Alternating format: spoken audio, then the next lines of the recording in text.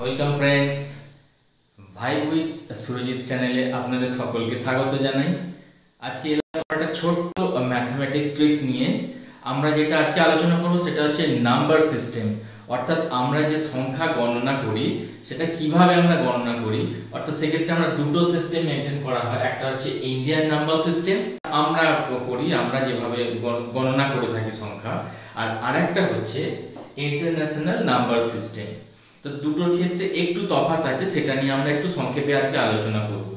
Indian number সিস্টেমের ক্ষেত্রে আমরা যে ডিজিটগুলোকে যেভাবে আমরা কাউন্ট করে থাকি, অর্থাৎ প্রত্যেকটা ডিজিটকে আমরা যে যে নাম দিয়ে চিনি সেগুলো হচ্ছে units, tense, hundreds, thousands, 10,000, lakhs, 10 lakhs and crores।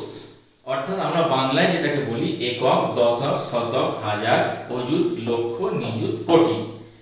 R international number সিস্টেমে আমরা প্রত্যেকটা ডিজিটকে যে যে নামে চিনি সেগুলো হচ্ছে units, tense, hundreds, thousands, 10,000, 100,000, millions, 10 millions and 100 millions। অর্থাৎ ইন্টারন্যাশনাল সিস্টেমে কিন্তু ক্রোর বা কোটি বলে কোনো ডিজিট হয় না। এবারে আমরা প্রত্যেকটা ঘরে যদি একটা করে নাম্বার বসাই, দেখা যাক ইন্ডিয়ান সিস্টেম এবং ইন্টারন্যাশনাল সিস্টেমে নাম্বারগুলো বলার ক্ষেত্রে কি তফাৎ হতে পারে। ধরা যাক আমরা পর আমরা ডিজিটগুলো বসাচ্ছি।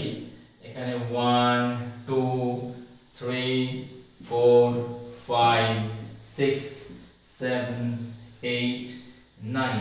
যদিও কোটি পর্যন্ত 8টা সংখ্যা হয়, তবু আমরা 9টা সংখ্যাটা 9টা ডিজিট এক্ষেত্রে নিলাম, 9টা অঙ্ক নিলাম। কোটির পরে কোটির বাঁদিকে আরেকটা ঘর বেশি নিলাম।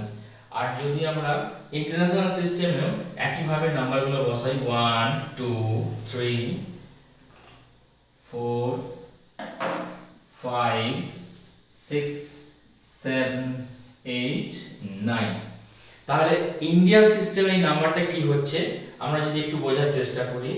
আমাদের ইন্ডিয়ান সিস্টেমে এটা হতে চাইছে 12 crore, অর্থাৎ 12 কোটি 34 lakhs, অর্থাৎ 12 কোটি 34 লক্ষ 56,789, অর্থাৎ বাংলায় হচ্ছে 12 কোটি 34 লক্ষ 56,789। এটা হলো আমাদের ইন্ডিয়ান নাম্বার সিস্টেমে।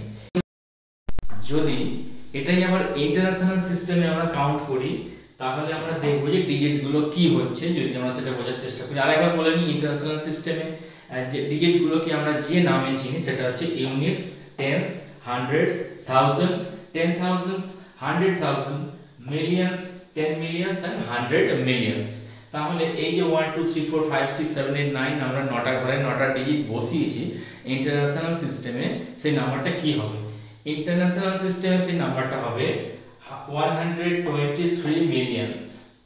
আরেকবার বলছি 123 millions 456,789। তাহলে কি হলো? 123 millions 456,789। আর আমরা এটাই হচ্ছে ইন্ডিয়ান নাম্বার সিস্টেম এবং ইন্টারন্যাশনাল নাম্বার সিস্টেমের বেসিক ডিফারেন্স।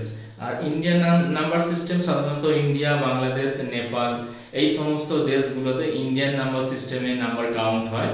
আর বাকি বিশ্বের ম্যাক্সিমাম দেশগুলোতেই ইন্টারন্যাশনাল নাম্বার সিস্টেমে নাম্বার কাউন্ট হয়। সব দেশেই নয়, তবে ম্যাক্সিমাম দেশে এটা ফলো হয়ে থাকে।